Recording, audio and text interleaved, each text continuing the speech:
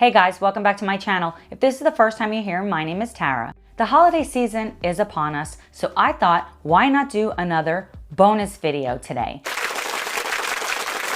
You guys have asked for a low-carb, keto-friendly holiday cookie, so that is what we're gonna be making today, and you guys are gonna absolutely love it. Before we get started, if you have not already, I would love for you to be a part of this community. You do that by hitting the red subscribe button that's right below this video. Sunday, we are gonna make an extremely delicious roasted pork tenderloin. You do not wanna miss this recipe. Be sure to click the bell icon, that way you're notified each time I post a new video. Be sure to stay all the way through the end of the video. I'm gonna be showing you a great hack on how you can make your own confectioner sugar right in your very own kitchens. If you guys are ready to make some extremely delicious holiday cookies, then keep on watching. We're gonna start by grabbing our food processor and adding some almond flour, some coconut flour, some confectioner sugar. I'm using Monkfruit extract. You can also use something like Swerve.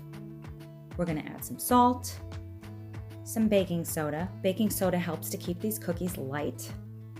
Then we're gonna add vanilla extract, 1 egg, and some coconut oil. I love to use coconut oil here. You could, of course, use butter if you prefer.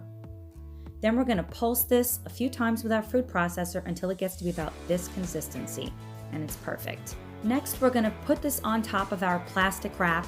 Roll it up tight. You can roll it in a bowl, you can roll it in a log, a disc, it doesn't matter. But we need to place this inside of the refrigerator for at least 30 minutes. After 30 minutes, we're gonna take it out. I'm cutting it in half, and I'm gonna put the other half back in plastic wrap in the refrigerator.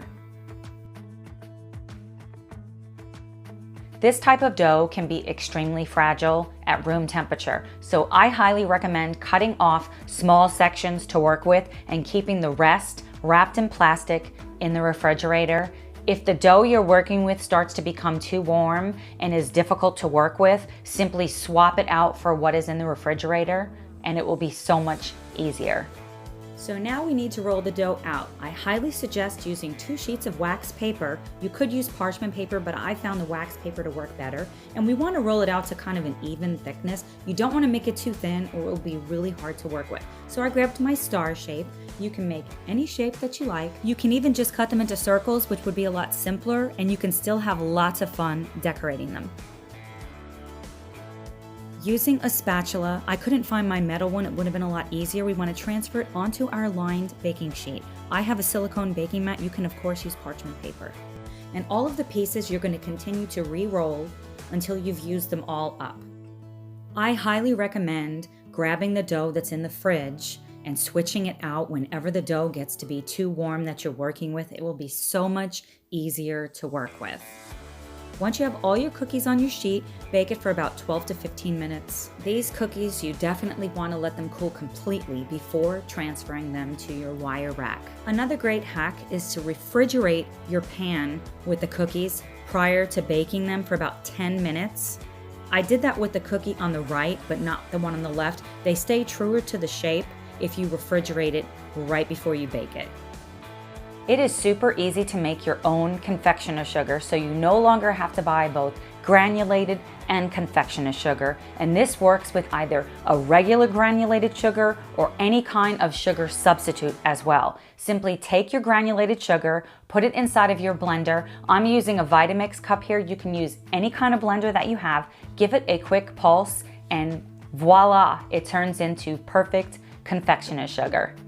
So we're gonna grab our confectioner sugar, add it to a small bowl, and drizzle in a little bit of water at a time. A little bit goes a long way. When it gets to be about the consistency that you prefer, it's time to color this. I thought it would be super fun to use superfood powder, so I'm actually gonna use beetroot powder. You can just use red food coloring or just leave them white, it's up to you. Then we're gonna add some vanilla extract. I'm using vanilla bean paste. If you want to make these cookies extra special and delicious, I highly recommend adding just a touch of almond extract inside of your icing glaze. It will make your cookies even more delicious. When it gets to be the consistency that you prefer, We're gonna drizzle it on top of our cookies. You could even put it in a piping bag and just do the outside, like outline the cookie. You can get super creative here and decorate them any way you like. Now for the green cookies, I thought it would be super fun to use spirulina, which is another superfood powder. It actually gave the icing a completely delicious flavor and a very vibrant green. But again, you could just use green food coloring. Then we're gonna drizzle it all over our cookies just like we did with the red. I highly recommend putting wax paper under your wire rack. It makes for a much easier cleanup. Look at these cookies. So incredibly beautiful. What did you think of today's video? Drop me a comment below. Let me know either a recipe idea you have, a video series you're interested in. Do you want to see more baking, Instant Pot, low carb? Let me know. I would love to hear from you. If you liked today's video, especially bonus videos, be sure to hit that like button and share this video on all of your social media platforms with your friends, your family, your coworkers, or anyone else that you know that is interested in healthy but delicious recipes. Thanks so much for watching, and I will see you Sunday for our roasted pork tenderloin. Bye guys.